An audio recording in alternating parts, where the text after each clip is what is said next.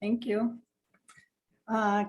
K Page at lion-county.org the day prior to today's meeting, and so you're a little late.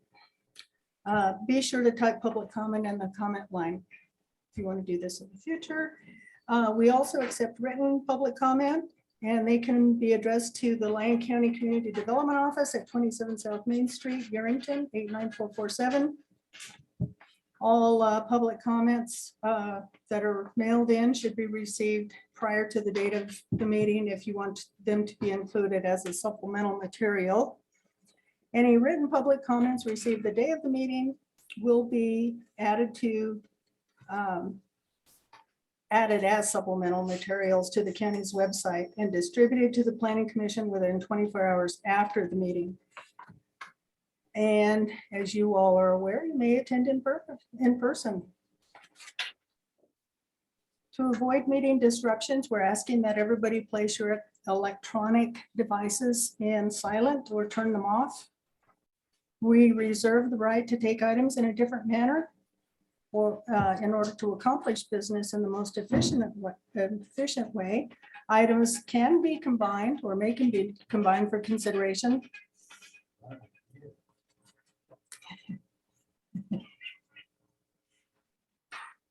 Okay. And or we may remove items or pull them from the agenda at any time. Roll call. Tammy Hendricks. I'm here. John Casanelli. Here. Sean Keating. Here. Michael Carlson. Here. Laura Dassell. Here. Thank you.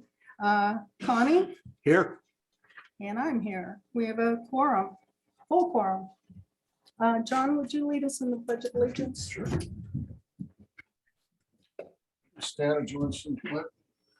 I Pledge allegiance to the flag of the United States of America and to the republic for which it stands, one nation, under God, indivisible, with liberty and justice for all. Thank you, John.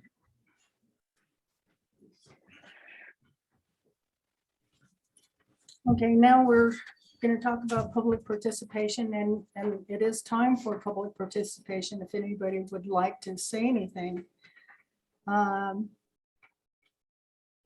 Those in person may approach the podium and speak, and everybody who wants to participate may speak on matters related to the Lyon County Planning Commission, but not on items appearing on the agenda. Speakers are asked to state their name for the record, sign and print their name on a form at the lectern. And comments are limited to 3 minutes per person.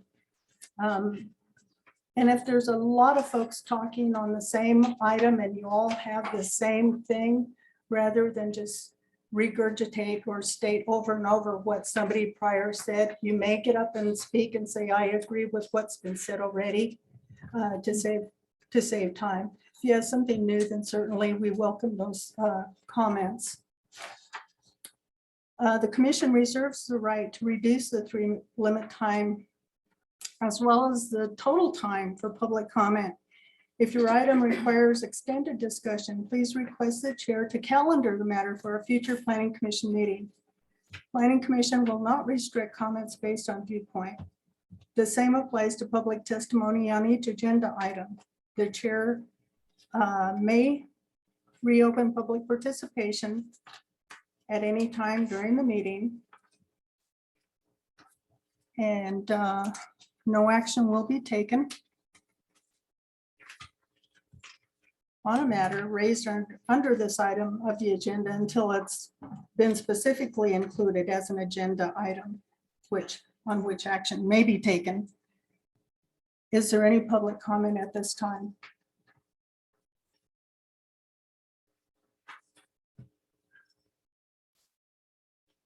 I see no hands. I see nobody getting up, so hearing and seeing none. We now have the agenda. Has everybody had a chance to look at the agenda? And if so, I'd like to hear a motion to adopt it. So moved. Okay, John made a motion. I'll second. Okay, Sean seconded. All in favor signify by saying aye. Aye. Any opposed? Aye. Thank you. Any abstentions? None. Okay, so now it's time for the election of the 2022 Planning Commission officers. And whoever is elected chair will take over the meeting at that point. And I'll accept nominations.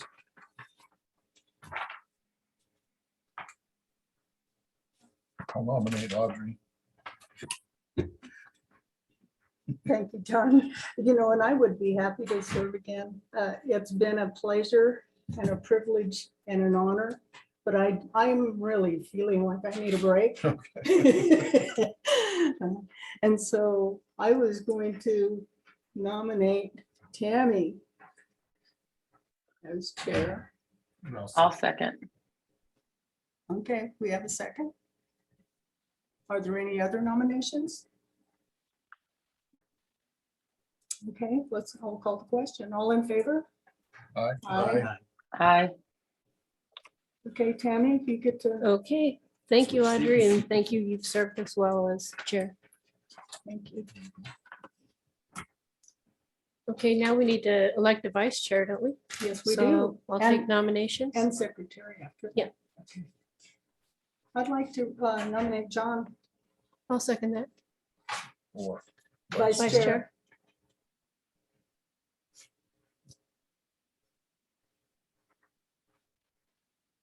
So we'll take a vote. All in favor, say aye. Aye. Any opposed? Aye. Okay. Congratulations. And now for secretary, we'll take nominations for that. I'd like to nominate Sean. I'll second. Okay, all those in favor, say aye. Aye. Any Aye. opposed? Say nay. Okay, so Sorry, I lost my. okay, the next item is the approval of the minutes. Has everybody had a chance to look at the minutes? Does anyone have comments? I had a few typos that I've already discussed with Shannon, and I'll leave my copy with her. They're just minor typos. Okay. I did have a comment, the last two lines on page 1 and the first two on page 3 seem like they shouldn't be there.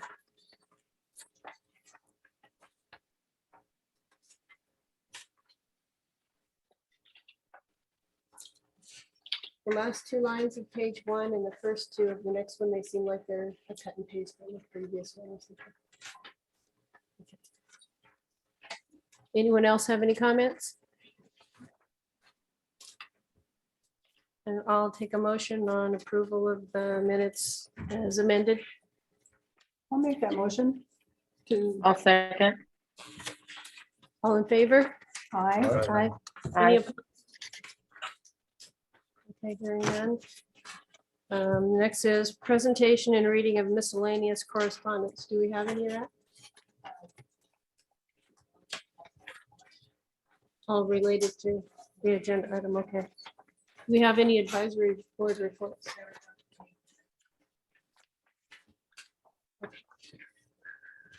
All right, then next we move ahead to public hearing item number 9A.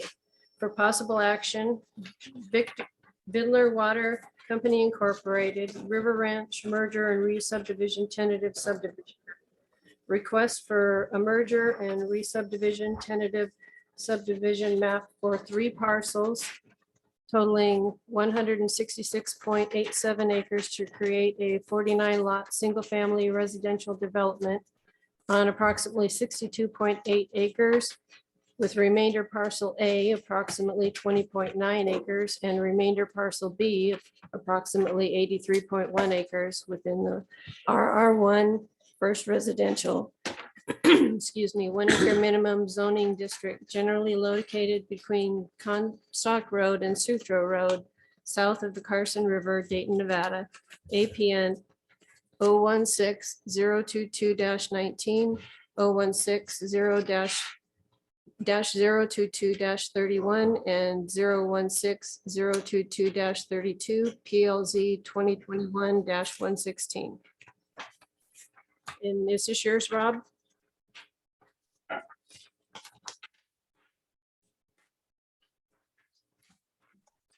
Yes, indeed it is. For the record, Rob Pizell, Senior Planner. As the chairperson noted, what the applicant is requesting is a merger and re-subdivision of 3 parcels to create three new parcels, one of which would create a 62.8 acre lot, which then would go through the tentative subdivision map application or process to create a 49 lot minimum 1 acre. The lots actually range in size from 1 acre to 2.5 acres on 62.8 acres, and then have 2 remainder parcels. Parcel A, which would wind up being approximately 20.9 acres, and then remainder parcel B, which would wind up being approximately 83.1 acres. All of these parcels are located within an area that's currently zoned RR1, which is first rural residential, which has a minimum lot size requirement of 1 acre. And it's generally located between Comstock Road and Sutro Road, south of the Carson River and north of Belmont Lane in Dayton. And with that, we join the meeting. I believe the applicant's representative, Karen Downs, is in the meeting itself. And she does have a PowerPoint presentation that she wants to utilize. Okay.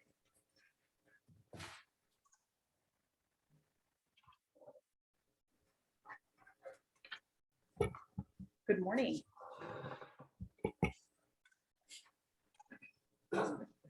See if we can share the screen. Thank you.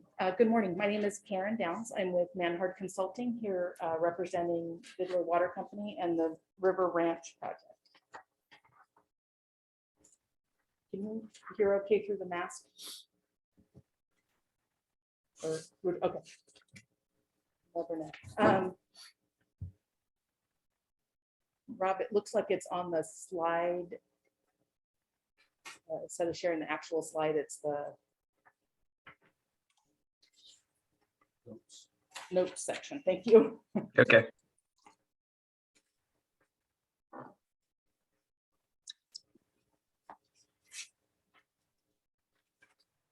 Okay, well, I'll start with the, if you can see, it's a little small, but the project location, as Rob mentioned, it's south of Carson River and between Sutro Road and Comstock Road.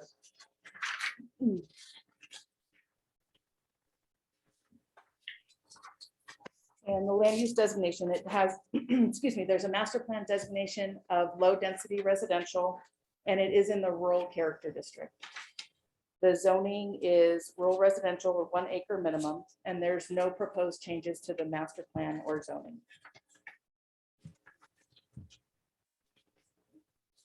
And also, as Rob just mentioned, the application is for a merger and re-subdivision tentative map. There's 3 existing parcels that are 166.87 acres.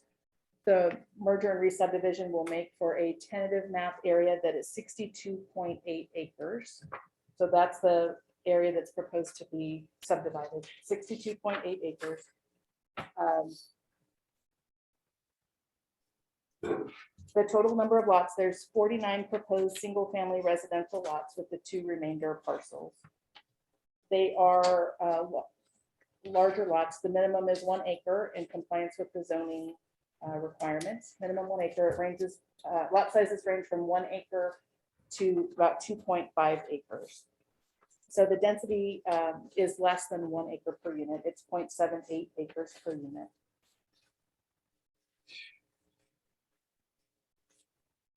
The access for this project, it's from Comstock Road, and there's a proposed loop road that then goes through the subdivision. So there's 2 access points on Comstock Road. These large lots, again, the minimum 1 acre lots, they're not proposed to be mass graded. They're for semi-custom or custom homes. the setbacks for the 1 acre lots. So if you, hard to see on there, but the, excuse me, on the southern boundary, those are 5 acre lots. And then the parcels on the east are 2 to 5 acres. But the setbacks for all the 1 acre parcels and the 5 acres are the same. So there's the setbacks would be a minimum rear setback of 20 feet, which is the same lot size and provides compatibility that way. Go to the next slide, and just have an aerial view of the tentative map area. So again, the project meets the existing zoning and existing master plan designation, existing rural character development, and will provide for those minimum 1 acre lots. And of course, happy to provide any answers that you have. I believe Rob will present. He's going to present the staff report as well, and then I'll be here for any questions after that. Okay, do any of the commissioners have any questions? I think I'll wait until after the full staff report. Okay. Can you give us your staff report, Rob, please? Sure. Hang on just a sec.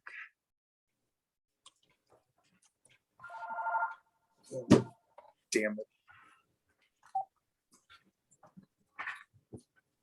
The Stagecoach GID, could you please mute your mic?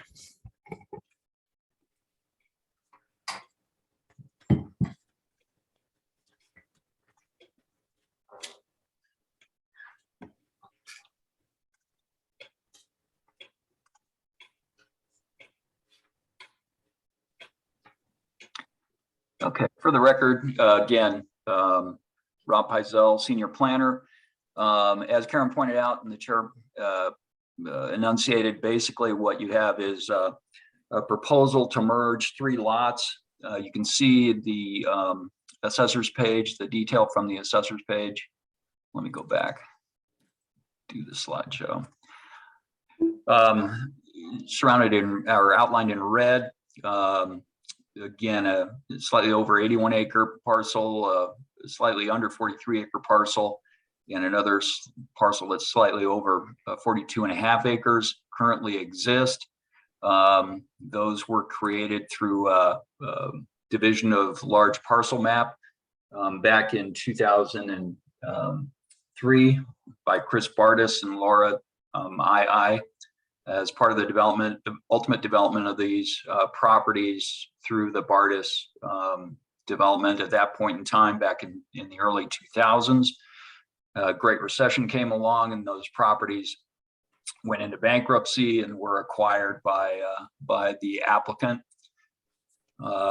As you can see from the assessor's data, they are all currently owned by Fiddler Water Company. And again, just a map showing the outline of the properties, the 3 parcels, and the general topography of the site.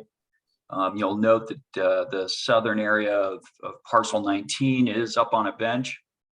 The remainder parcel is down in the Carson River Basin itself.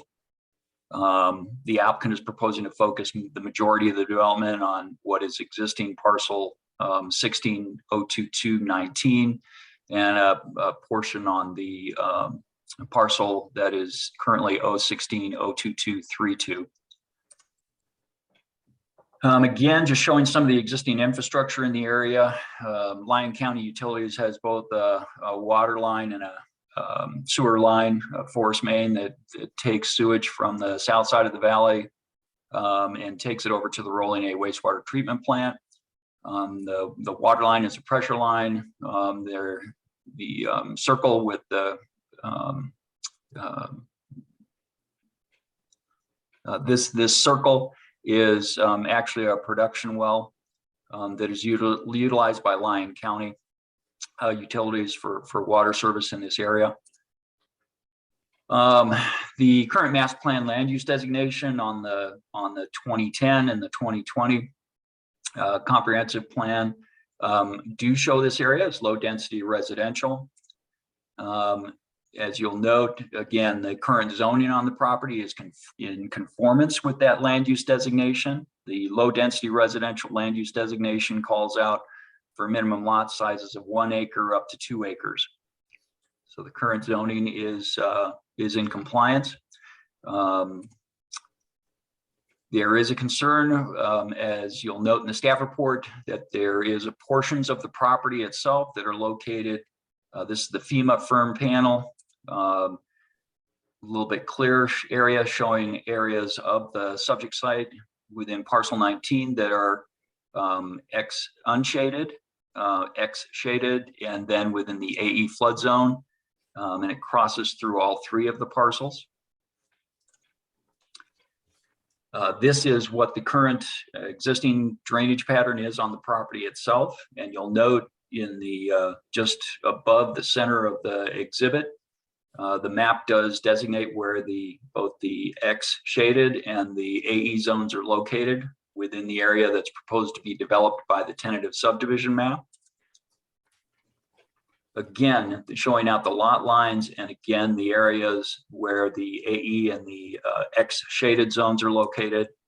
And you'll see that what the applicant is proposing is proposed lots 16 through 27, where the front half of the lot will be outside of the AE zone. And then the remainder of those lots, as well as portions of lots 36, well, that'd be 29 through, actually 26, 28 through 36 would be located in the XM shaded zones.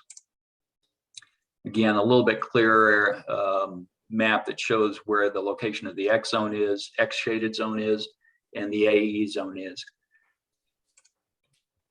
We do have a documentation from the project engineer, signed and stamped, noting that while they recognize that a portion of the property is located within the AE and the X shaded zone, the remainder of the project site where the tentative map is proposed is not within a special flood hazard area. Also, that the portion of the lots that are located within the AE zone will not be disturbed, with the exception of the construction of the stormwater retention and sedimentation ponds. And the X shaded lots would be graded to meet the standards in Title 15, Chapter 800, which are the floodplain development. Any development within the AE zone would also have to comply with those same standards. This detail shows the locations of the 2 retention sedimentation ponds on the property, as well as the overall storm drainage pattern.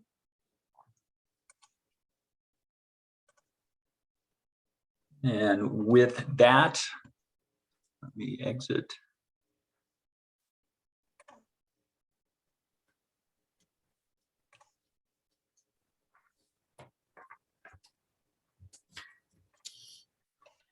And with that, you'll note that we are, based on our review of the findings, recommending approval, subject to a number of conditions. I do want to point out that we had a discussion with the road director and the applicant's representative with regard to it is condition 23. 23A, that the developer shall improve Comstock Road from Como Road north to the proposed T intersection of Comstock Road and the proposed Riverview Road as shown on the tentative subdivision map per the Orange Book standard. The applicant did meet with the, again, staff and the road department and came to a recommended revision to this. And that condition, that revised condition would read, the developer shall improve Comstock Road from the southern boundary of assessor parcel numbers 019, 13502, and 016, 29301, north to the proposed T intersection of Comstock Road and the proposed north end of Riverview Road as shown on the tentative subdivision map to match the proposed street section to the approval of the roads director. As shown on the tentative subdivision map, the street section shall not include curb, gutter, and sidewalk. Staff is also recommending a condition, an additional condition, that the final map and the covenants, conditions, and restrictions shall include prohibition of any above ground structure located in the AE floodplain that does not comply with the county's floodplain development regulations. We would like to point out, we have received public comment with regard to this project. And if you would like, I believe that most of that has been shared with the planning commissioners. But I would look to Shannon to see if we have received any new ones. With that, I'll try and answer any questions.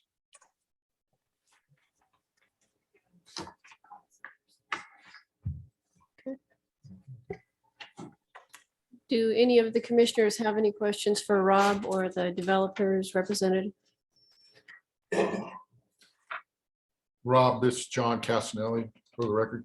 My question was on item 23 in regards to the improvements on Comstock Road. So can we get a copy of that amendment that the developers changes to that? My question was whether or not it was going to include curb and gutter. But if we can get a copy of that. Certainly. Or if you could just say again where that. Yeah. At least. So maybe my question, Rob, could you put a map on to show us what you've talked about, the extent of that road, so we can all see a visual of what that is? Yes. Yeah, because before it was really clear starting at the intersection of Como, but if you can let us know where that new starting point is. Yeah. If you'll bear with me while I pull up the GIS.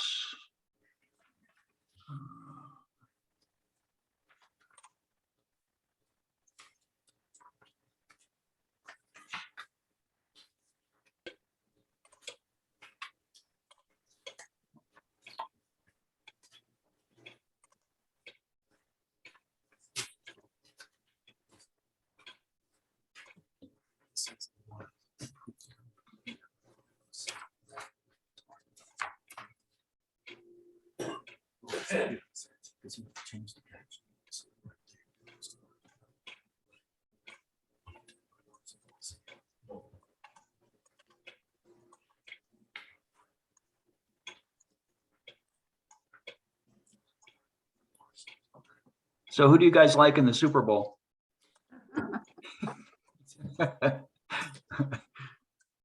AFC? Sorry, just a little levity. You want to see this? Here. Hmm? Here. I don't know if I can. I don't know what this is. If you're on Zoom, please mute yourself.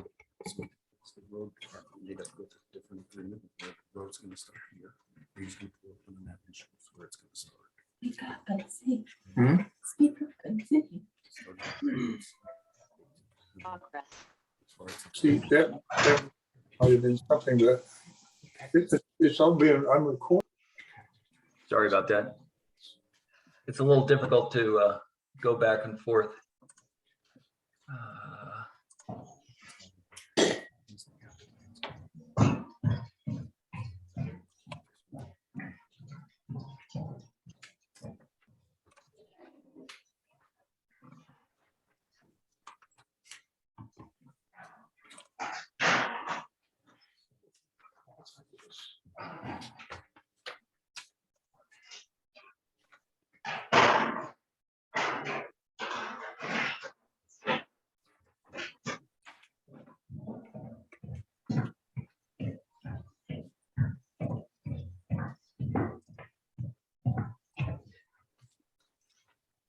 Thank you. Thank you for your patience.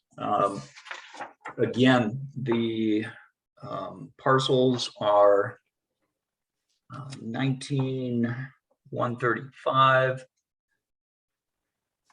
02, and 29340. So in essence,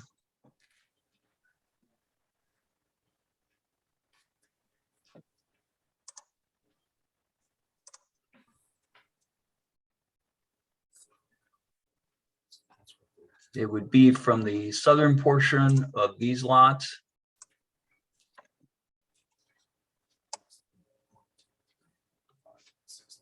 up to where Riverview Road, the proposed Riverview Road would intersect with Comstock.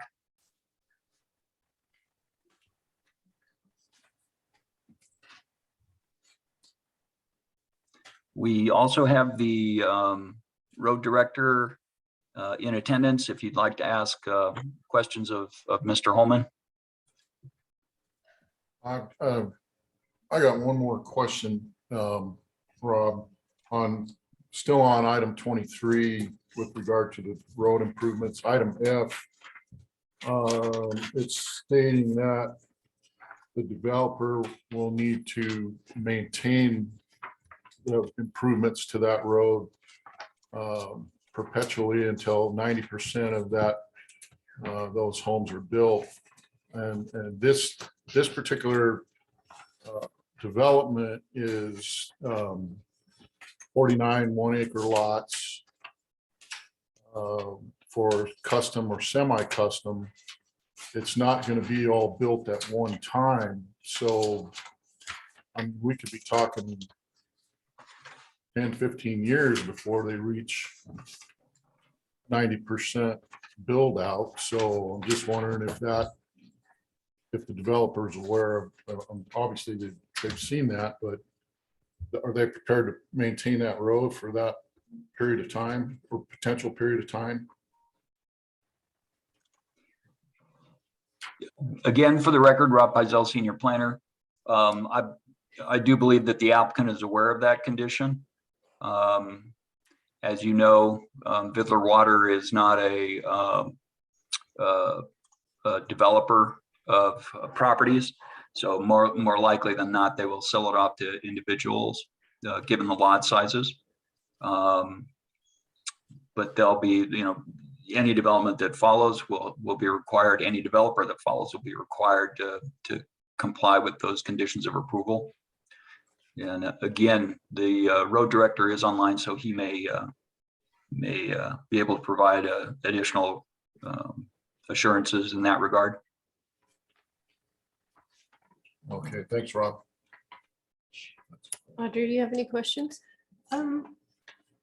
It's not, well, it's kind of specific to this project, but it's kind of general too. On page 33, under street name request, I had a question of staff. In the last paragraph under street name request, it says staff recommends that the planning commission, and I think it's supposed to be motion, include language authorizing the community development director to administratively process a replacement street name if necessary based on the comments of the reviewing agencies.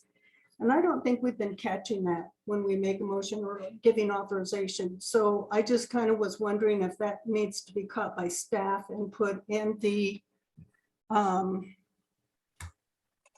requirements of each of the, the findings or the, whatever, when it comes to us on each project, or, it's kind of general in that regard, but it's kind of specific too. I missed it. I noticed it on another application. That's why I'm bringing it up now. Does our motion need to contain that language? I would certainly suggest that the planning commission include that as another amended condition of approval. I'm just scrolling through real quickly to see if it's hidden. Again, typically I couldn't find it. I found it on page 33. So actually, it is condition 6. The developer shall submit and receive approval of a street naming application prior to submittal of an application for a final map or first in a series. Should any requested street names be denied, the community development director is authorized to administratively process a request for replacement street names, obtain review and comment from the fire district with jurisdiction, the road department, and any other appropriate agency, and approve the revised without the requirement of public hearing before the planning commission. Thank you, Rob, for finding that. I figured you were probably more familiar with all of those conditions. It is sick. It is sick. Michael, do you have any questions? Yeah, I have a question. Rob, going back to item number 3, you're going to have individual septic systems in that area. Are there any wells in the adjoining properties? And my other question is, it's so close to a floodplain. You got the river there. You know, it could be a major problem of pollution should we ever have. It's hard to think of water right now with our drought system, but should that river ever flow, it will affect a huge number of those lots. And plus you got the huge amount of septic systems in a very concentrated area. And plus we got that letter from the Environmental Protection area group. So, you know, how's that going to work out? The whole project depends on that. Well, and again, for the record, Rob Pizell, Senior Planner, this is a tentative subdivision map. It doesn't mean that they're allowed to go out tomorrow and start grading lots or start mass grading the subject site.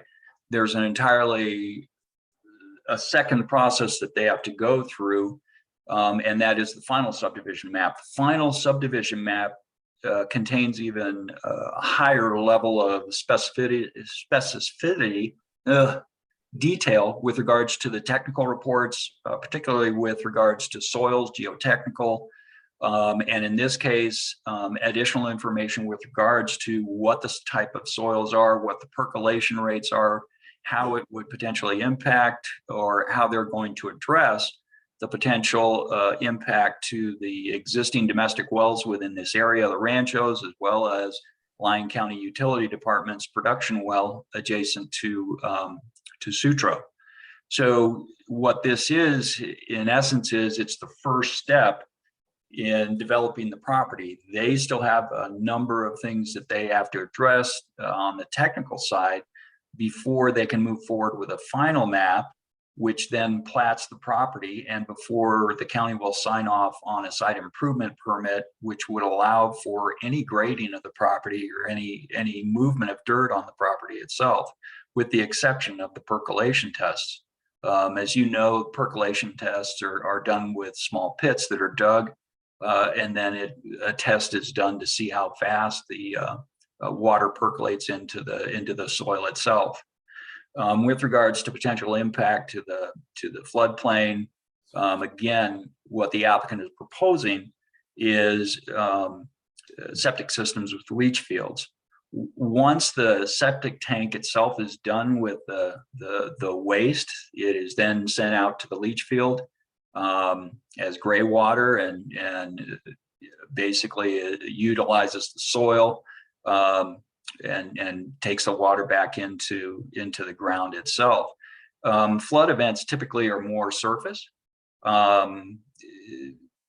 You know, most of the wells within the ranchos themselves are up gradient of the project itself, as you could see with the existing drainage pattern on the property itself.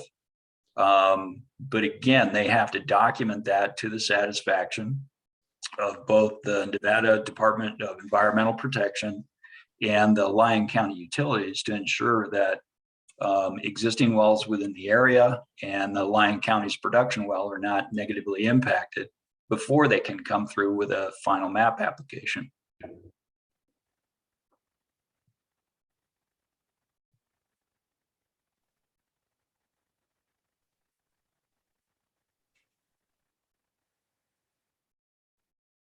Did I lose you guys? Do you have any other questions, Connie? I'm good. Michael? No, my only concern was the septic also. I'm sorry, I didn't hear that. Is his microphone on? Yes, I was just confirming you've already answered that through Okay. with Connie's question. Thank you. I apologize. John? So I do have a question. Mine is really, when I read this last Thursday about the traffic analysis not being required for that area because of the lot size is 49, but we're developing this into 3 individual lots. My first question would be, at what level do we require a traffic impact study for Comstock and Dayton Valley Road based off of these 3 individual areas? Although the tentative map is only 49 units, we're actually dividing this up into 3 different projects at some point. So my concern is really with the traffic.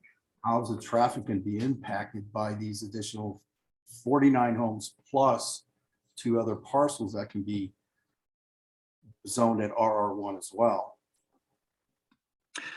And, you know, basically what, again, for the record, Rob Bizel, Senior Planner, as part of the conversation with Vidler Water, the current property owner, and the road department director, Dustin Holman, myself, we are looking at the conceptual site plan of the entire 950 acre holdings for Vidler Water. Vidler Water is committed to drafting an improvement agreement because, again, these are just the first 3 parcels. At this point in time, it's a 62.8 acre parcel that's going to be developed into 49 individual lots. The average daily trip for a single family home is 10 ADTs per day. The trigger is 500. So they are under the trigger that would require a traffic study to be done.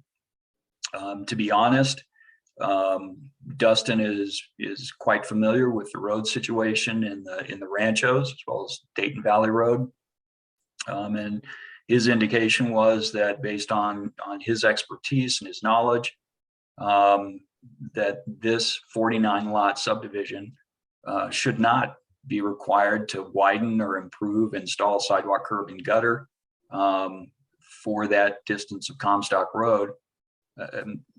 Basically, it doesn't fit with the neighborhood itself, but that the road improvements as required by the amended condition were satisfactory at this point in time, knowing that as Vidler Water comes in with additional development on the properties to the east of this, and potentially the remainder parcels or portions of the remainder parcels, because again, we have the floodplain in this to deal with in this area, that they'll enter into an agreement, a development agreement with regards to the installation of roads that complies with the county standards.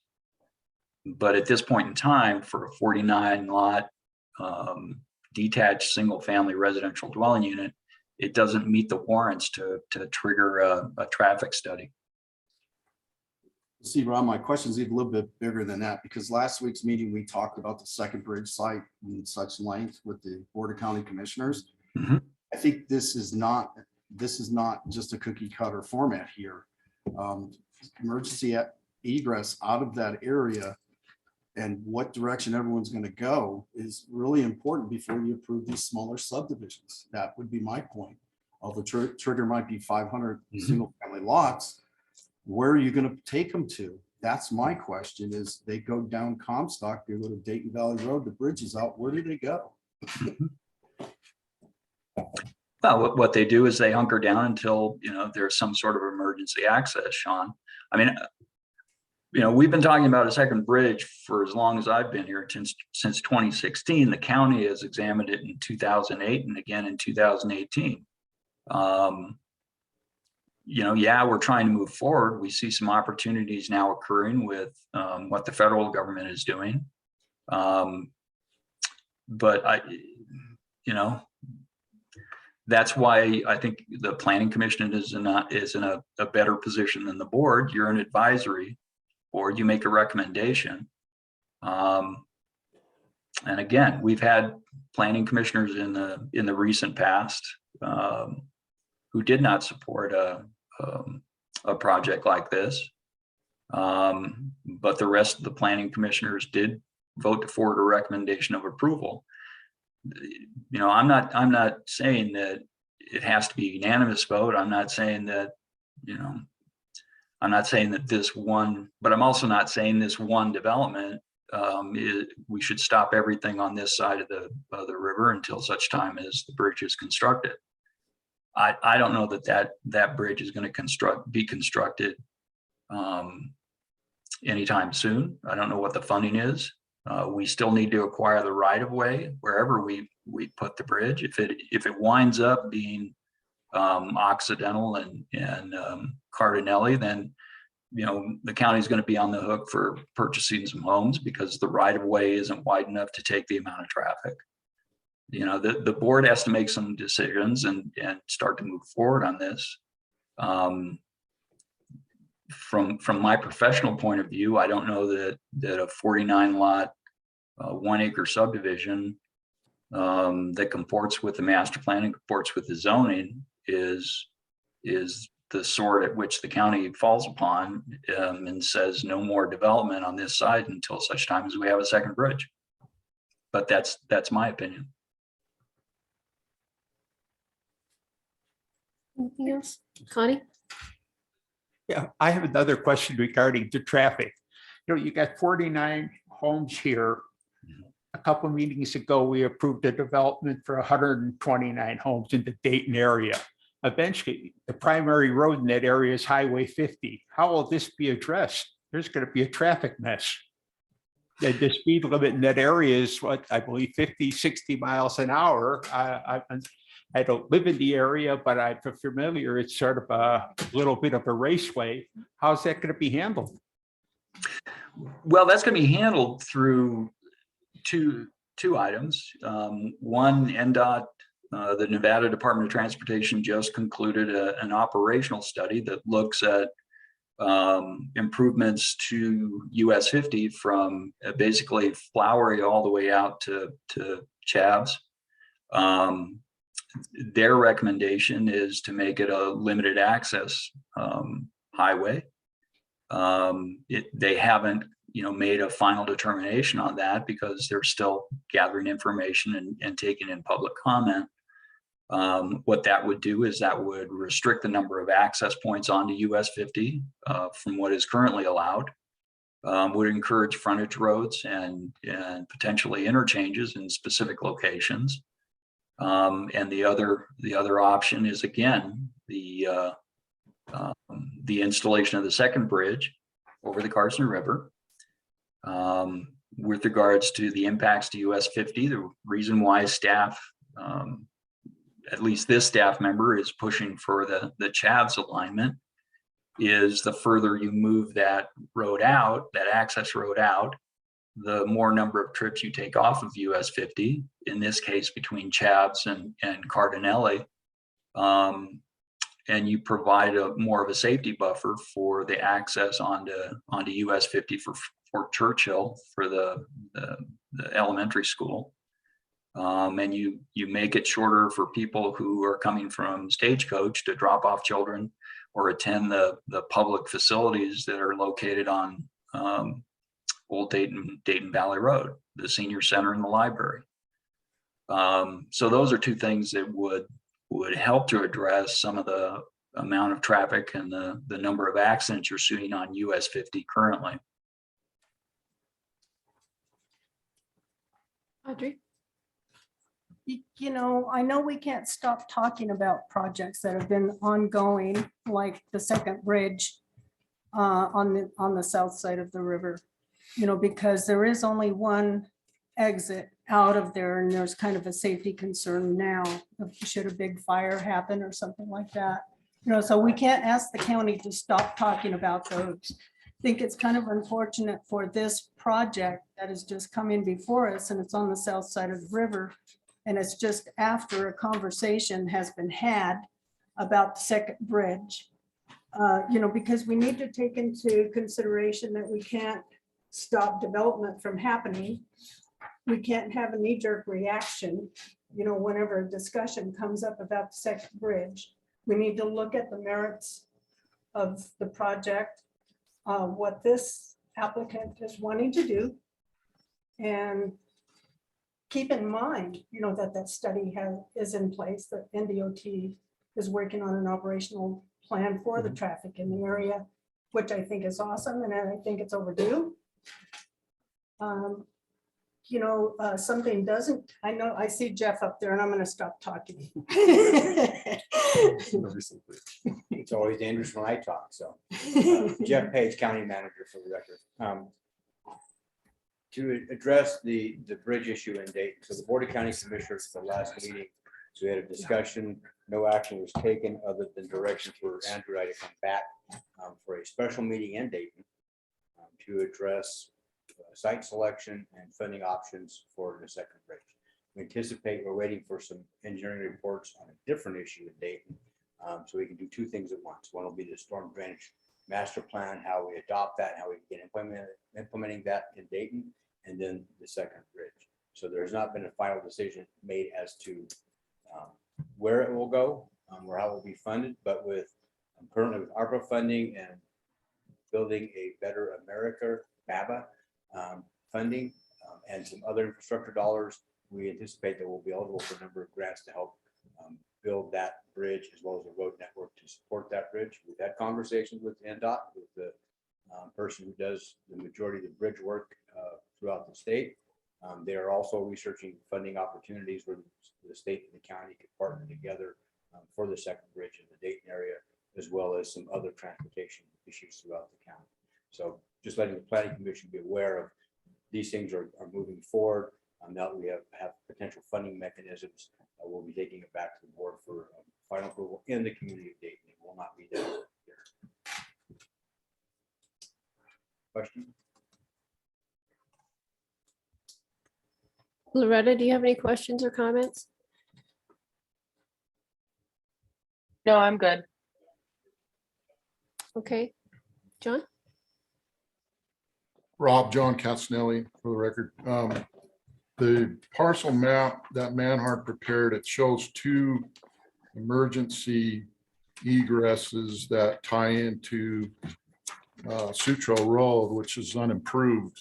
Is there some potential maybe to further improve at least one of those egresses? And I'm sure my friends on Sutro Road are not going to be happy with that, but potentially rather than just emergency egress, maybe make a secondary egress from this development onto Sutro Road. And I would, again, for the record, Rob Pizell, Senior Planner, I would look to the road director to see if that's something viable. The other concern would be that is the proposed connection into the water line. And I know that I believe the utilities director is also online. So they may want to comment on that. I certainly think that's an option. The question then is, you know, how often would Sutro be used and what sort of improvements would be necessary for that? If it's strictly emergency, you know, I'm not sure that Sutro needs to be upgraded. But again, I'd rely back more on the road department director in that regard. Thanks, Rob. This is Dustin, Lyon County Road Director. So with that, so their property butts up against where Sutro would come down there.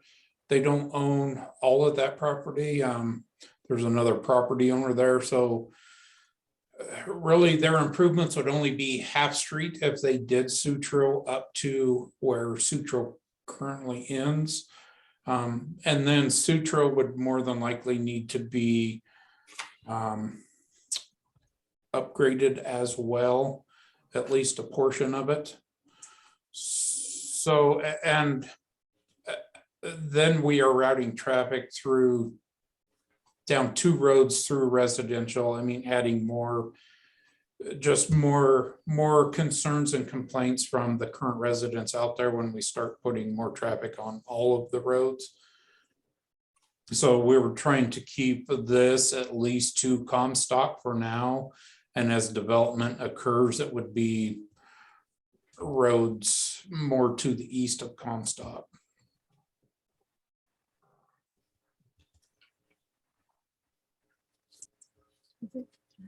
Any other commissioner comments or questions? I do have one more question. It's probably for the applicant. So the 7 lots that are southerly on this proposed project, what's going to be the buffering requirement for those 5-acre lots to these 1 acre? I mean, you have owners that have 5-acre lots and they're going to have 3 owners to the back of the property. How's that going to be addressed? Hi, Karen Downs for the record.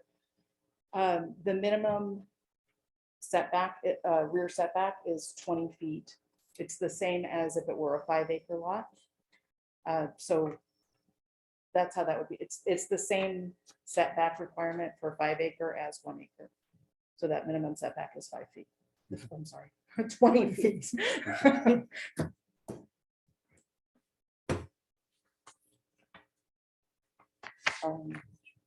So I just,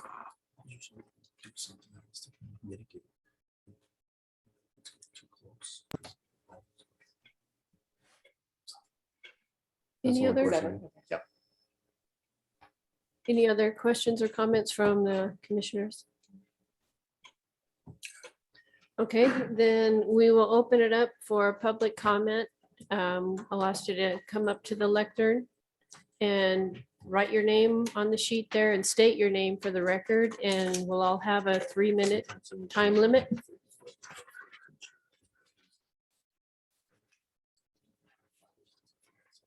My name is Tim Steeper. I live on Dayton Valley Road in the 5-acre section, specifically in the section that floods periodically when the rain comes down off the mountain. Even though we're in a drought, we have experienced flooding in that area. I don't know if the main path for that water to get out is right down through that area. I don't know if that has been passed on to the studies that they're making for drainage, but it needs to be looked at and possibly incorporated into that so they don't block the drainage and flood us even worse. The other concern I'd have is there going to be enough water in the area to feed all these houses? Has there been a study on what it's going to do to all the wells and drawing down the aquifer? Thank you.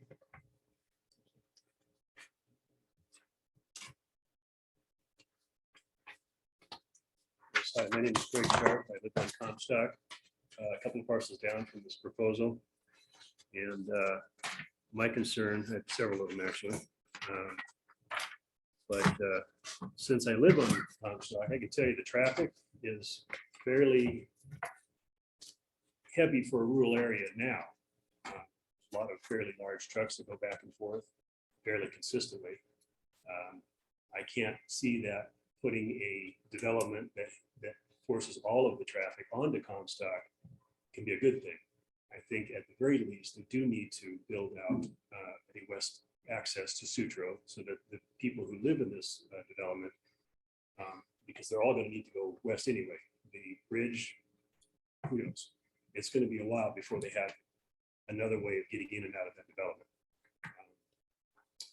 One of the other concerns was what Mr. Kuzmicki mentioned, the sewage. There's water lines and a sewer line to the west of the development. They should be required to hook into the city sewer system. I can't imagine 49 leach fields in close proximity to the river, the floodplain, and just the whole surface water area could be a good thing.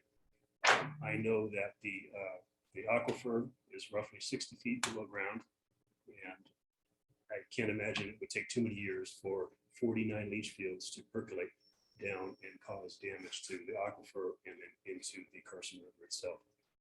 If they want to continue with that, I firmly believe that they should do it on the existing plot plan, cut down the number of development, and even though it's zoned for 1 acre, it's very inconsistent with the current makeup of the neighborhood. It would be much more beneficial to all of us to increase the size of those lots to at least 2 acre to more conform to the whole character of the neighborhood. Plus, it's at the very end of the road, quite literally. The one-way in and out is just a greater hazard for all of us. I know that I have neighbors here that feel the same way. And I know you've gotten my email comments, so I know that you're thinking about those. But there's just a lot of things that this large of a development really goes against the dark night skies. You know, when the Neowise comet came by last year, we were able to see it with just a pair of binoculars. There are no street lights in the area. We want to keep it that way. We want the dark night sky. We want to be able to see the mountains. While I'm not against development, can't stop that.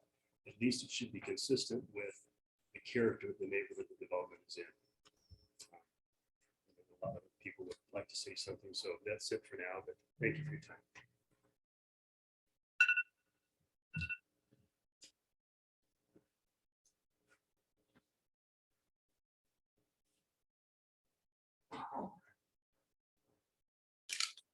I'm William Abbott, and I live on Comstock Road. And parcels that you were talking about are in front of my house. The bus stop for the kids is in front of my house. So I know exactly what you're talking about.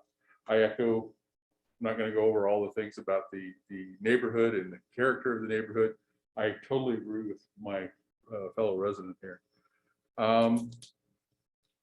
There are a number of things we talked, and I really appreciate Ms. Allen. I appreciate your comment about the merits of the project. Let's look at the merits of the project. I don't think this project is advisable.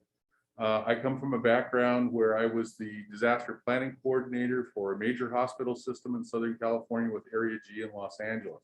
I know about disaster planning. This is increasing the density down there until we have a reasonable dual access is foolhardy. Point number one. Number two, we're talking about an area that lies within a Superfund pollution site. From Dayton at the bridge down through where the stamp mills are all the way into the sump is a Superfund site. It's contaminated. So if we're talking about dredging and moving and drainage and all those sort of things, somebody needs to be talking about doing core samples and making sure that we're not totally spreading that contamination through the environment within that little basin that we're talking about developing. That to me is amazing. The other thing is, I heard somebody talk about flooding. Flooding is a serious concern on Dayton Valley Road. It has been since they did construction in other areas there and changed the drainage, and it was poorly done. And one of my neighbors, their poor guys were wading around in their front yard up to their waist in water. And you know that because we've had to do some mediation work there.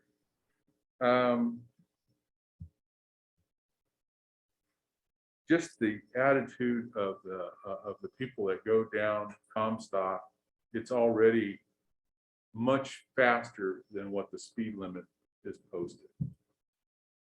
It's a racetrack.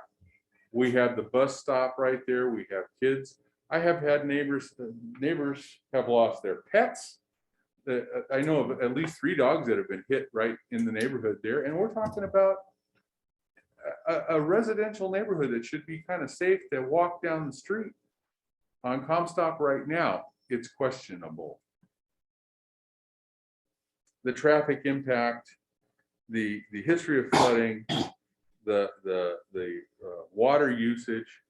If we can't figure out a way to take that, then we need to not do this. Your time And I know limit my is time up. Thank you Yeah, so much. Thank you.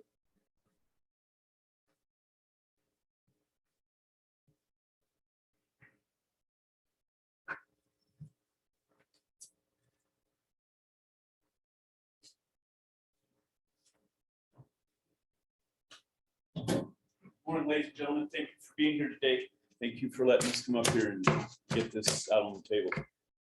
Russ Herrig, 365 Comstock. I'm a resident out there, have been for going on 15 years now. You all know that I agree with this gentleman and this gentleman. There's a lot going on there. Single access to that is just ridiculous. Number one, needs to be readdressed. Shoving all that traffic, 49 homes, 2 cars per house, that's 100 out, 100 in, that's 200. That he spoke about, the 500, we're just under that 500. It should be looked at. It really does. The flooding is a big issue. 300 yards past Como, we all know that the water, when it does flood, drains right across Comstock. Has that been addressed in here? If it hasn't, it needs to be. And it makes it impassable. When it does get to be flooding out there, there's no going up and down Comstock, period. And hunkering down is a good plan, but that's not the right plan. Putting the cart before the horse with this is ridiculous. Not having this properly planned out for egress and getting in and out is what we're looking to have done. We want it done right the first time. And we're not against building. We know this gentleman owns a lot and they want to build out there, fine. They should be 5-acre parcels along with the rest of us. The last thing that I have in a letter from Stantec Bidler Water, they recognize pursuant to the Lyon County that new access must be proposed and developed before that they can go along with this. They even realize that until this issue is dealt with, building out there or even allowing this to come together is totally putting the cart before the horse. And it's irresponsible, just plain irresponsible. And we want a different set of plans looked at and some other ideas looked at before that this is passed on with you folks. That's all I got. Thanks.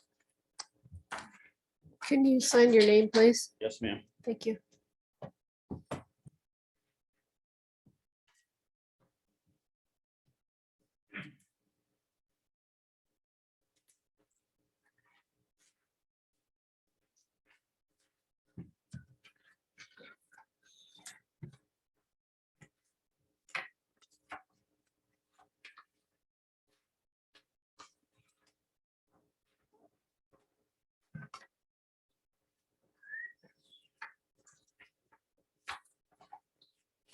Good morning. My name's Mike Lynch. I live out on Eureka Lane, which is right around the corner from this development.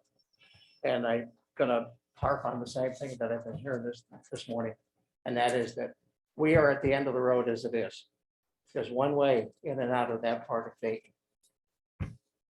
And all you're gonna do is exacerbate the problem by putting more homes in there.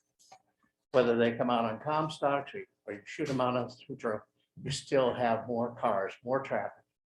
In the event of some type of disaster like back in '97, when the bridge almost went out at Dayton Valley Road, what are you going to do with all those people back there?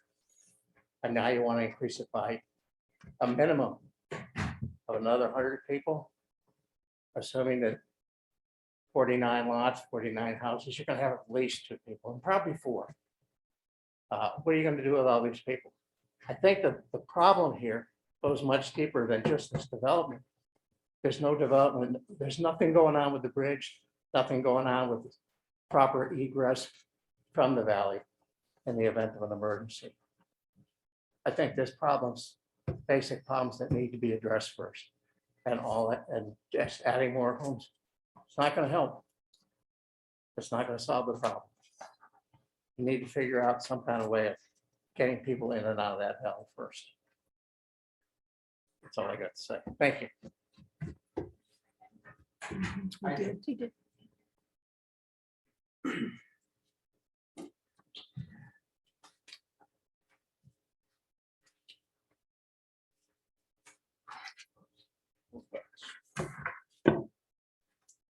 Sean Patterson, Dayton resident, live on Belmont Lane. Unlike the other discussions that we've had with increased traffic, I'm not going to see the increased traffic that's not being on Belmont, but I am going to see the 3 houses directly behind my 1 lot. It was been mentioned a couple of times. I agree. The Superfund is certainly, a concern. Sewer, water, flooding. Those are all concerns that I have back there with, my well being right there directly adjacent to where they're going to start putting in new wells. The biggest thing, I've been in the valley for 42 years. I've been a resident there at Belmont for 20.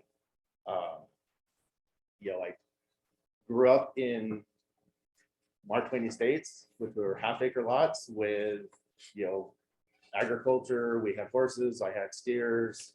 We raised pigs for 4-H. Then the county in the 90s developed that a 1-acre lot, you can have 1 horse. You couldn't have a horse on anything less than that. Came out here, So Yerington bought that, got that preserved so that I could continue to have my horses on the half-acre lot. At that point was when I determined I wanted more rural residential, and moved out to, Belmont. Now you're looking at turning around and putting in what's referred to as low density. They're still kind of calling it rural residential, but it's much, much more dense than what everything else is out there. There's roughly 200 plus acres or parcels of 5-acre lots. About 10% of those out there are probably 2.5 acre lots. There aren't 1-acre lots out there. And just like all the traffic coming in, coming out, that kind of density is not, it shouldn't be deemed. I know that the master plan has it that way. But it shouldn't be deemed that size. It should be matching, as somebody stated, similar to the surrounding, maybe create a buffer zone. Gentleman on Eureka, I have a 50-foot easement that I thought was an easement behind my lot. They're putting fences right on my property line. Apparently that's not an easement, which wouldn't perpetuate flows from Eureka to Sutro, and or limits me from ever subdividing, if that's the case as well, because I thought that that was a county easement back there, that if I ever wanted to subdivide into 2.5 acre lots, that would be a potential access to those and matching the other density that's out there with the 2.5 to 5 acre lots. I think that's about it.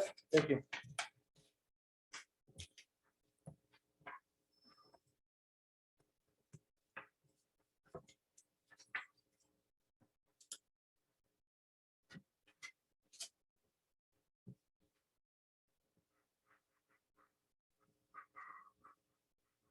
Good morning, I'm Sonia Adler.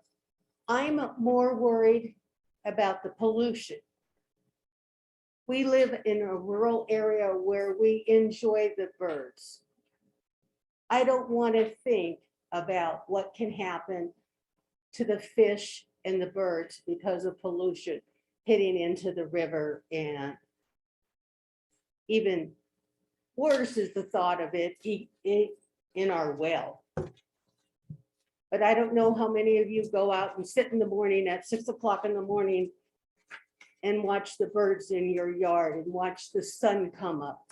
It's gorgeous. And the gentleman said 2 to 4 cars. Anybody who has a teenager knows that the first thing they want at 16 is a car. Chances of every single person moving into those lots, whether they're 1 acre, 2 acres, or 5 acres, there's at least 2 people. I don't have a single friend that both of the spouses have a car. And your kid turns 16, you figure out how to pay for the insurance and for the car. So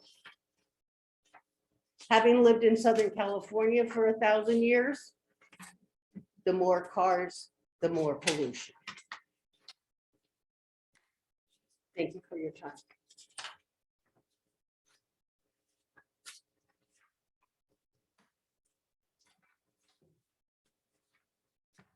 Hello, I'm Edward Rower. I live on Shock Road also. I just want to say that I agree with these people on what they have said. That's really what I would say. The pollution, the car traffic, it's terrible. I've lost pets out there. The traffic's terrible as it is. And there's really not that many people compared to what they plan on putting out there. Thank you very much. Can you sign your name, sir? Oh.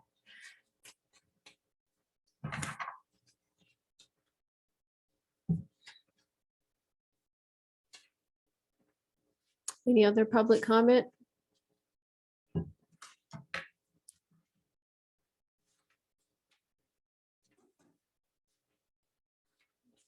Hi, my name is Walter Mark Bender.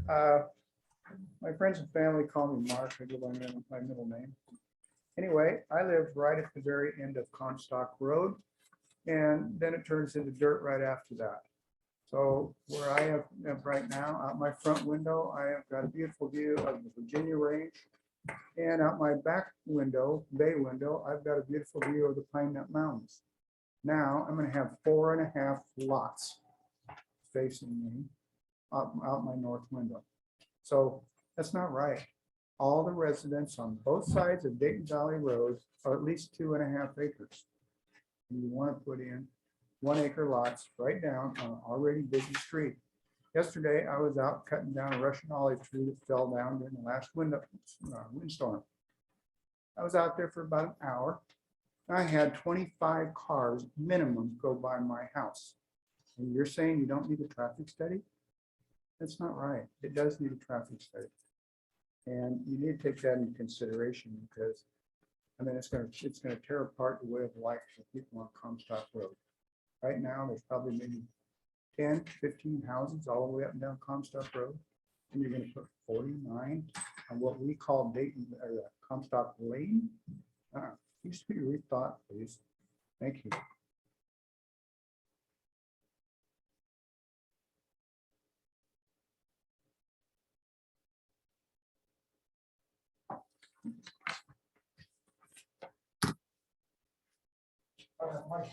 Down at the end of Eureka, a couple of blocks away from Comstock. And another thing I'd like to point out, in addition to all the traffic that's going to be generated from the new Howe homes, is all the service vehicles that are going to be going in and out of there as well. Whether it be a fuel oil truck or a propane truck or a delivery truck, anything of that nature. There'll be several of those going in and out of there also. And I'd like to second the motion or triple the motion on all the rest of the things that these folks have said. Thanks.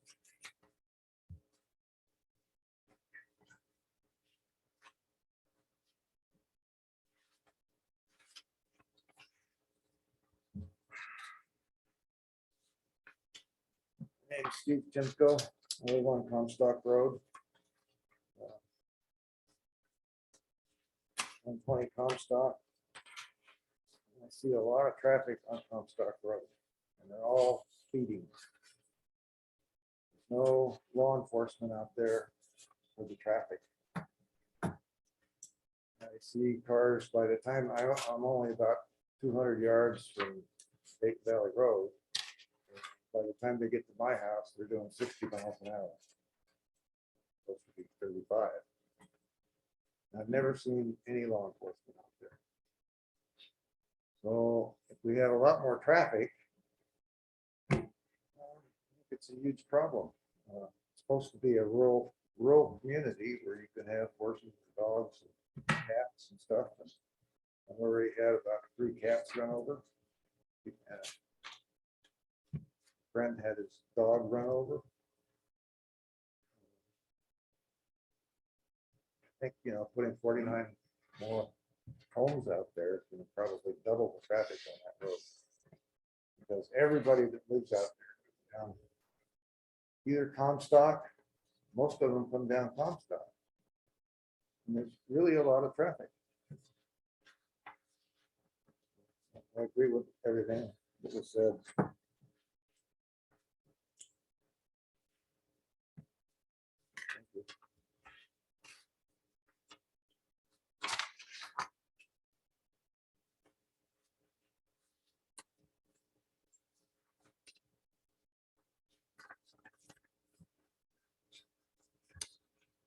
Andrew, do we have anyone on Zoom that?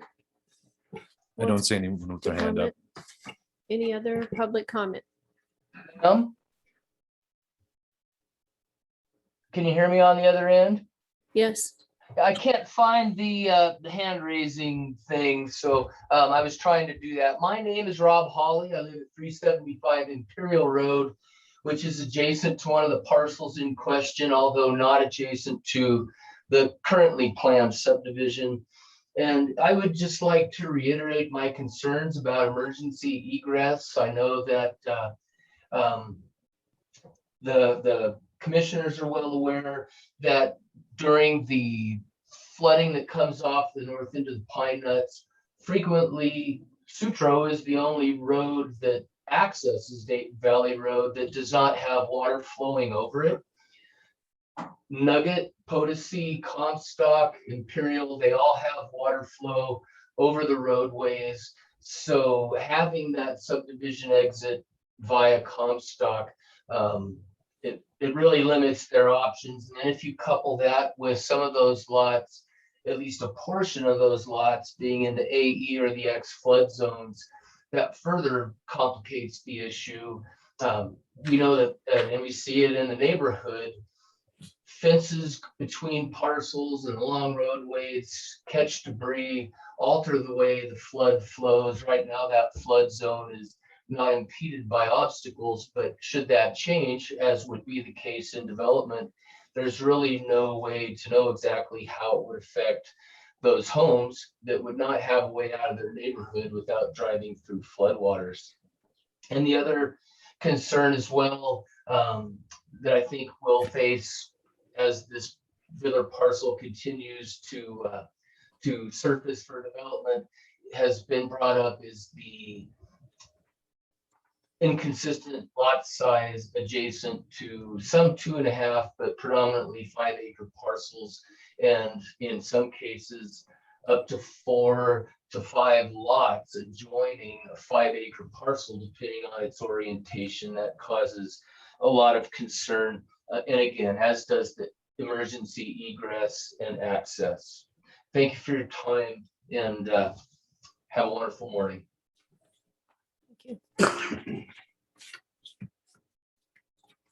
Any other comment?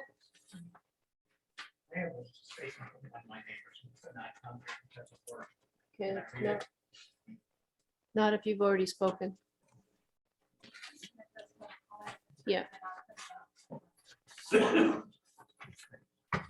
Madam Chair, for the record, Rob Pizell, Senior Planner. We do want to note that we did receive comments in opposition from the following people, and I believe the Planning Commission has received most of those.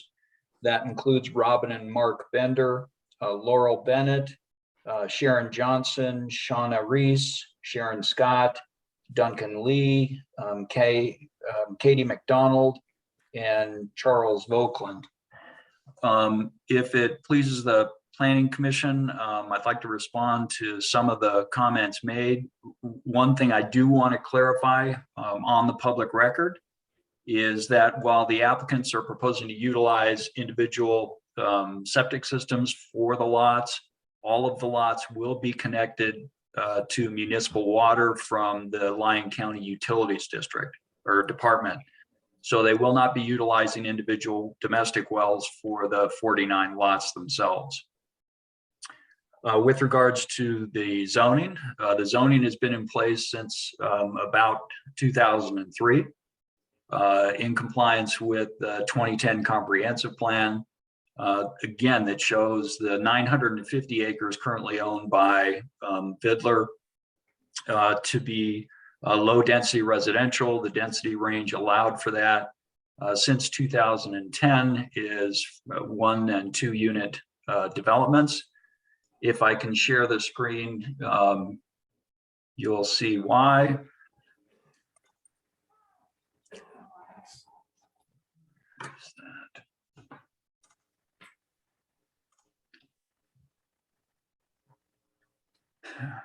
This is the 2020 update. The 2010 plan, as you can see, hopefully you can see my hand. Again, the Ranchos area, rural residential, anywhere from 2 acres up to 20 acres, low density residential adjacent to Sutro, and then suburban density within the Minor Ranch and Quillisi ranches themselves. Again, the Vidler properties, these are the 3 lots we're looking at currently. However, it stretches on to the east and to the southeast of where the current property is. Again, this area has been designated as low density residential as part of the 2010 comprehensive plan. The idea was, as you'll note in the roadway plan, again, there was at that point in time a ring road that was proposed to provide a connection out to Chavs. There's another alternative that could connect utilizing Cardelli. to cross the river here. These are the options that the board is looking at with regards to a second bridge. Again, staff is recommending more of the eastern route out to Chavs. What that does is it also, as the county manager notes, provides us with the ability to implement the South Dayton area drainage master plan recommended mitigation measures for flooding. As you'll see as you can see in the exhibit we have up right now, this is the current scenario with a 100-year, 24-hour storm. Significant impacts are coming off the hills to the south, southeast and east of the project, of the southern part of the Dayton Valley. The proposed mitigation measure was to create detention basins that catch and retain flows, as well as catch some of the sedimentation, and create a storm drainage channel that takes the water from the south. It takes it to the northeast and then to the north to access it to the Carson River itself. That basic alignment follows that proposed Chavs alignment for a regional road. That's why staff and the report itself recommended this as an alternative. You get some economies of scale by doing that storm channel as well as the roadway, but that's a further discussion for another time, and particularly with the board. The reason for this type of density, again, in this area was twofold. Some of these properties, you are getting into some slopes. Others, you do have some issues with floodplains. And the idea was to allow for residential density within those areas, but allow for some smaller lots. Again, this has been the plan since 2010. It's part of the 2020 update. There was no recommendation to change that. This is the Dayton land use plan adopted. It was part of the 2020. Again, you see all of the Vidler properties remaining that low density residential. With that, I do want to comment on a couple of the other items with regards to streetlights within the project area itself. Streetlights will not be required. Again, this is a low density residential neighborhood, not a suburban residential density neighborhood. The application itself does not propose any disturbance anywhere near the Carson River.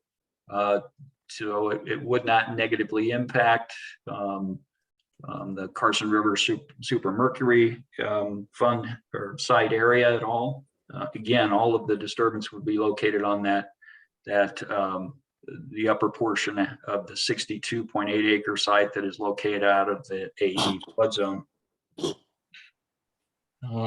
I did talk about connecting the Lyon County Utility Department for municipal water. Again, you can see that with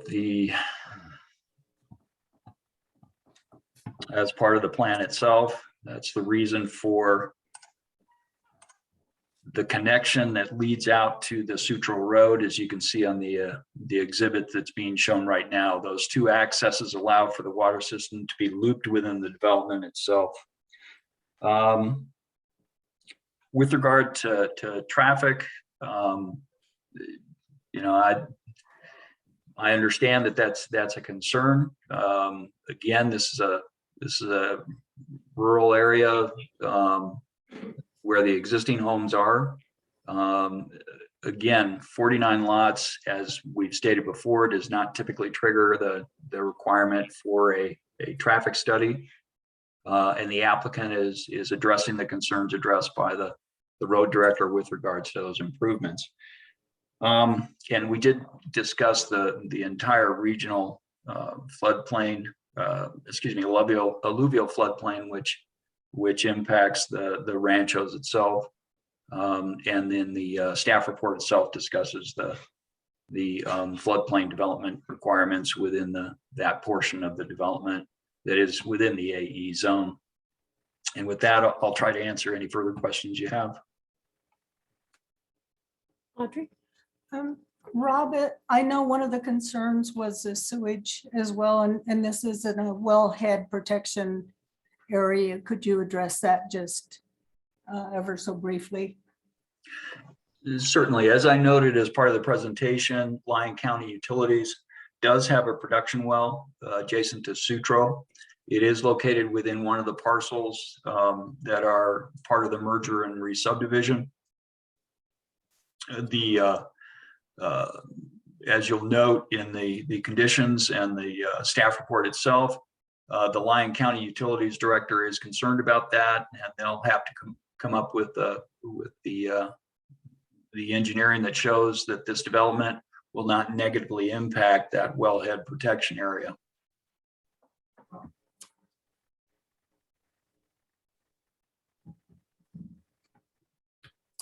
Any other commissioner comments or public comment? Oh, did you already speak? Yeah, no, you can't speak again. Sorry. Thank you. He spoke again. He's county staff. That's okay. If you will allow it. Sure, sure. Okay. So if that's it, you have something to say, Jeff? Madam Chair, Jeff Page, County Manager, for more for the audience's information. So I realize that we'd like to have a large discourse and rebuttal back and forth. Unfortunately, we didn't create the open meeting law. State legislature created. So the way the law reads is that once you've had your time allotted, the board can't bring you back and forth. Otherwise, you can back and forth public discourse on an issue all day long.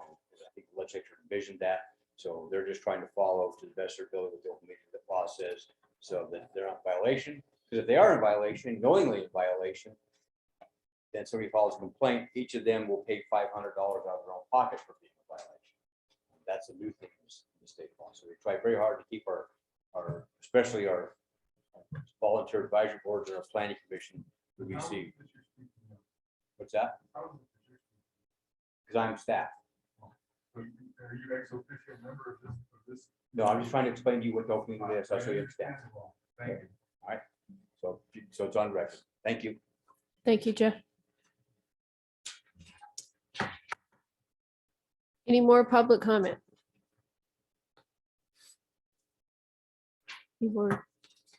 She's already spoken too, so she picked it up. Right?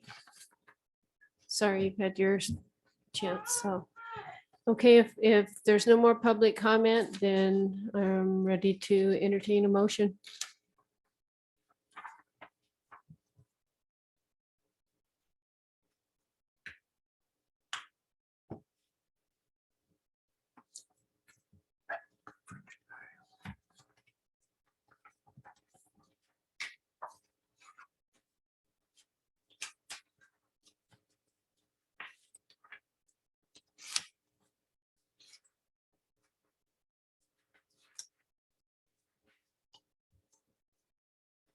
Does anyone want to make a motion? I'll make that motion because it's early in the process and I know there are several other phases that have to go forward before this ever becomes a project. Okay. There will be many other opportunities for public comment. Based on a review of the aforementioned findings A through L, the Lyon County Planning Commission forwards a recommendation of approval of the request by Biddler Water Company for a merger and re-subdivision tentative subdivision map for 3 parcels totaling 166.87 acres to create a 49 lot single family residential development on approximately 62.8 acres with the remainder parcel A approximately 20.9 acres and remainder parcel B approximately 83.1 acres within the RR1 first rural residential 1 acre minimum zoning district generally located between Comstock Road and Sutro Road south of the Carson River and north of Belmont Lane in Dayton in Nevada. PLZ 2021-116 subject to condition 32 conditions of approval with amendments as stated.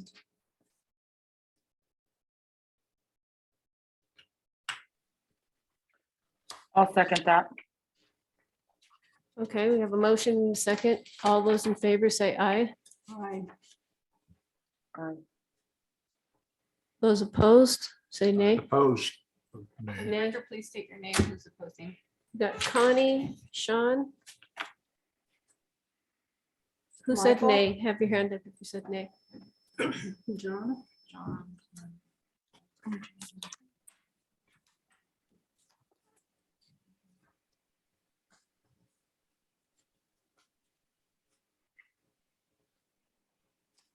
Okay. Then I guess the motion fails. So we don't need to do anything else then, do we? Do we need to have another motion? Yeah, Madam Chair, you do need to have another motion. You need to Okay. forward some sort of. Okay, we need to have another motion then.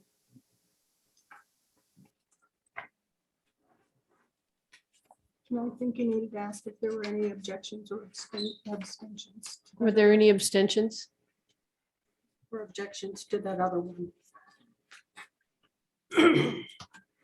Madam Chair, Madam Co-Chair, the motion to approve was denied, then the motion either needs to be to continue or to deny. To deny it based upon what facts and findings you're denying. Okay. I'll take a motion then. So before I make a motion, I'd just like to make a comment if I could. I don't think anybody here is anti-growth or anti-development. That's not the case. You know, if you took this development, and I really cherish what Audrey said, you take this project and you put it any other where, probably in the county, and it'd be very successful. It's just at the corner, the back end of the location. It really is not one size fits all. So what I'm gonna do is make a motion. So based on the aforementioned findings, the Lyon County Planning Commission recommends denial for the request by Baylor Water Company for a merger re-subdivision intended to subdivision for these 3 parcels totaling 166.87 acres to create 49 single-family residential lot developments on approximately 62.8 acres, with the remainder parcel A being approximately 20.9 acres and parcel B being approximately 83.1 acres within the RR1 first residential zoning, 1 acre minimum zoning district generally located between Comstock Road and Sutra Road, south of the Carson River and north of Belmont Lane in Dayton, Nevada, PLZ 2021-116. And do I have to state a reason why? Yes. Yeah, please state the findings. Based off the traffic analysis for that entire portion of this 166 acres, not necessarily the 49 individual lots. The emergency access has to be proved. The traffic analysis of the surrounding roads accommodate that traffic. And some sort of buffer between the existing 5 acre lots down to the 1 acre lots. I'll second that. All those in favor say aye. Aye. Those opposed say nay. Okay, everyone who said aye, raise your hand for them. Can I change, can I vote on this one since I even though made a motion before? I'll say. And Loretta's got her hand up. Any opposed? Any abstentions? Okay. Motion carries, and we're gonna take a 5-minute break. So everybody take a break and we'll be back in 5 minutes. Thank you. Thank you. Okay, we're back.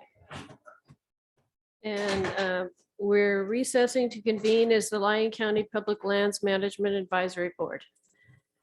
First item, public participation. Is there any public participation related to public lands?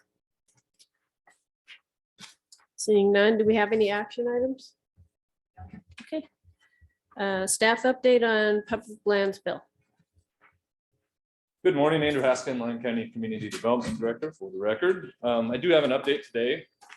I received a communication from Resource Concepts, Inc. Last week, actually. This is a similar update. Jeff presented this at the board meeting last week. But essentially, they're still working through the process. They're working to develop maps currently of parcels that have been proposed to be included in a lands bill. So I hope to get that to this board as soon as they're available. So far, they've received feedback from Lyon County, Desert Hills Dairy, Head Bay Minerals, and the Nevada Builders Alliance. And we're working on setting up meetings with the Yerington Paiute Tribe, the Walker River Paiute Tribe, and the state of Nevada Department of Conservation and Natural Resources, state lands and state parks. So that's where we're at. Any questions? Thank you. Thank you. Any board member comments? Future agenda items? No. And again, public participation. Seeing none, we'll adjourn to reconvene as the Lyon County Planning Commission. Do we have a hand up? On Zoom. Okay. Public comments on public lands management? Amanda? Hello, my name is Amanda Bernand, and I'm just a little confused on the public lands bill. I did listen to an update to the Board of Commissioners last week as well. And in some notes from, I believe it was a January 11th agenda item, it was stated that they anticipate this being completed by June of 2020. And I guess that, to me, that just isn't enough time to allow public participation, as there aren't even any maps completed at this time. And there was also some statement made there's a lot of misinformation on social media, and I think that's because there is no information available yet. It appears there have been meetings with private landowners to possibly include some BLM parcels adjacent to them. So I think there's just a lot of confusion and no information available. So I think it would be worthwhile to set something up on the website just to state what is going on and how the public can become involved, because at this point, I have not seen where the public can be involved. I guess that's kind of my only comment, is that that's why there's so much misinformation, because there is not being any information provided. Thank you. Can you address that, Andrew? Absolutely. Andrew Haskin, Lyon County Community Development Director, for the record. Yeah, so we are actually working on putting some information on our website, and we should have that up here pretty soon. There's not a lot of information out there because it's still pretty preliminary. So the June deadline that Amanda was talking about, that's more dealing with coming up with a draft and kind of figuring out what would like to be included, or what should be included in the lands bill.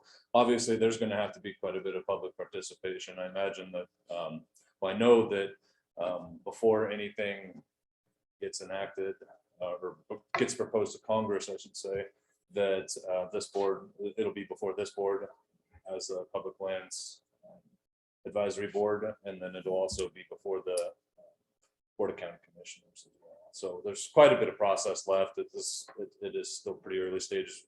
We had an initial stakeholders meeting back in December, but we haven't had any public meetings since then. So as soon as we do have public meetings, we'll make sure that we get that information out. But the public lands bill, I mean, the date she stated was 2020. We are talking about 2022, right? Correct, 2022. Okay, any other public comment? Okay, seeing none, we'll adjourn to reconvene as the Lyon County Planning Commission, and item 16, staff comments and commissioner comments. Andrew Haskin, again for the record. So just an update on what took place at the last Board of County Commissioners meeting. As you've heard quite a bit today, there was a discussion on the Dayton Bridge, the second Dayton Bridge, and that was requested by the commissioners to officially determine where that second bridge is going to go. That discussion has been continued. There's going to be a special workshop to address that. As part of that workshop, we're also going to talk about Dayton area drainage master plans, both the north and the south plan. So we'll kind of roll all that into that discussion as well. I think that's about it from the planning perspective. Board agenda, there will be an item coming up here.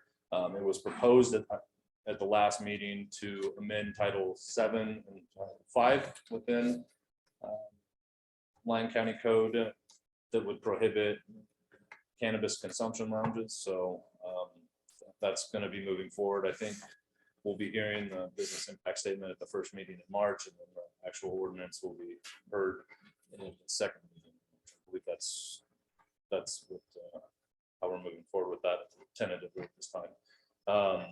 And then we're also working on ordinance regarding tiny homes, construction of tiny homes. The board provided some direction to prepare an ordinance that would allow for tiny homes as an accessory structure and accessory use on a residential lot. So we are working through that process as well. Just getting that, we're in the early stages of getting that ordinance put together.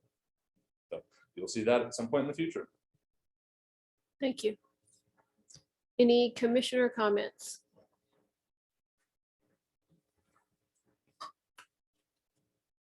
Okay, last chance for public participation on items not on the agenda. Any public comment?